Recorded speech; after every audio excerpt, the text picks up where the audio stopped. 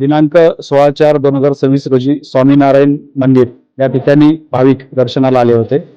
दर्शन करून परत ते त्यांच्या गाडीपाशी गेले. त्यावेळेस त्यांना असं निदर्शनास आलं की त्यांच्या गाडीची काच फुटलेली आहे आणि त्या गाडीतून त्यांचा मोबाईल आणि पैसे गेलेले आहेत. त्यांनी आडगाव पोलीस स्टेशन या ठिकाणी येऊन फिर्याद दिली. त्याप्रमाणे गुन्हा दाखल करण्यात आला.